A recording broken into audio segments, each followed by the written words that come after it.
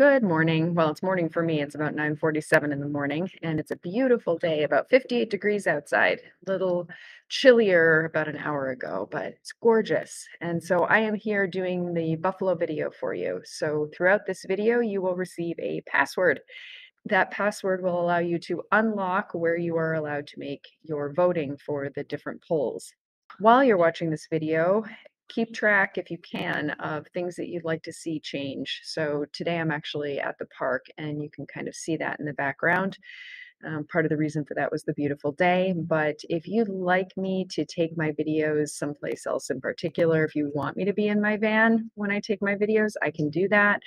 If you'd like things flying across the sky, if you want them, hearts going everywhere and whatnot, you just tell me what you want and I can make it a little bit more exciting.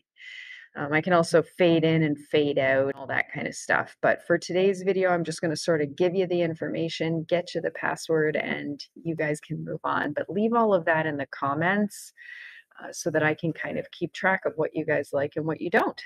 Okay.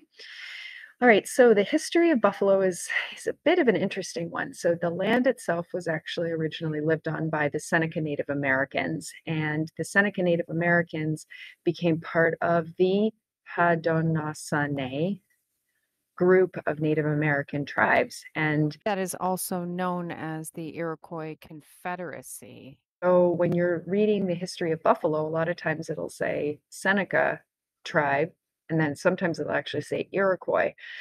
So it flips back and forth a little bit, but that gives you an idea of who was living on this land first.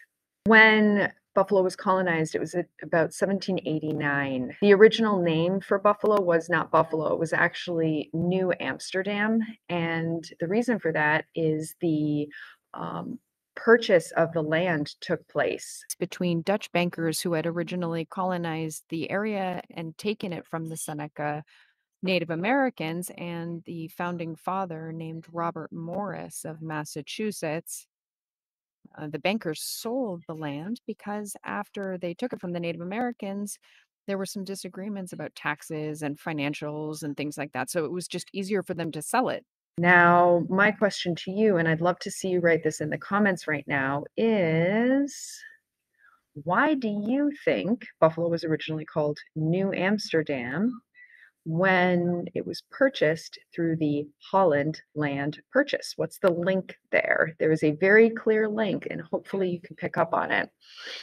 So, New Amsterdam, which is what Buffalo was a pretty hot commodity because it's backed up right onto the Great Lakes. And some of you have studied the water and water systems in the world. So you are very, very aware that the Great Lakes actually is the largest amount of fresh water, the largest body of fresh water that exists in the entire world. Let's see.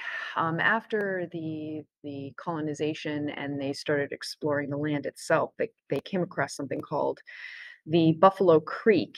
And this creek was actually named originally Boo Fluve because they didn't have it named in English. So if you say Boo Fluve 15 times fast on one foot with your head tilted to the side and possibly hopping, it comes out like buffalo. So they are suspecting that that's actually where buffalo got its name. About 100 years go by, everybody's happy. They're loving living in Buffalo. They're loving the farming. They're loving the land. They're loving the water. And then in the early, was in 1900s, the early 1900s, President William McKinley came here for the Pan American Exposition. So the Pan American Exposition was sort of this national fair that was taking place. So I don't know if any of you have heard of Ringling Brothers and Barnum and Bailey's Circus, but Ringling Brothers traveled all over the United States and showed different animals and tricks and all different kinds of stuff. And the Pan American Exposition was kind of the old version of that. So everybody was so excited. They're like, yay, we get to go to the Pan American Exposition. It's in Buffalo and everybody's traveling there and it's great. And President William McKinley came to be able to talk about the Pan American Exposition and give his blessing on what it is that was taking place. And the poor guy ended up shot.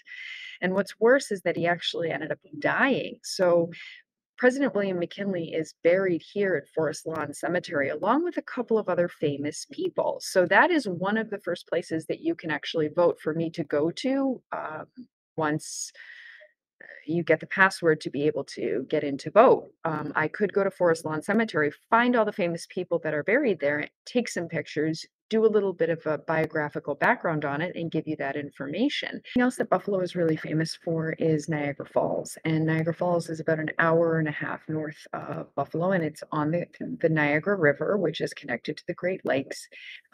The Niagara Falls is actually shared between Canada and the United States. And there was an agreement made many, many years ago that stated that the hydroelectric power that comes from the Niagara Falls would be shared between the United States and Canada. On our side, the hydroelectric power actually supports the area from Buffalo all the way straight down to New York City. So I think that's pretty much everything for the history of Buffalo. You guys now have the password. You have your directions on what it is that you need to do. In the comments, make sure you note why New Amsterdam was the original name of Buffalo based on the Holland Land Purchase. And I will talk to you guys in the next video or when I see you in class. Bye.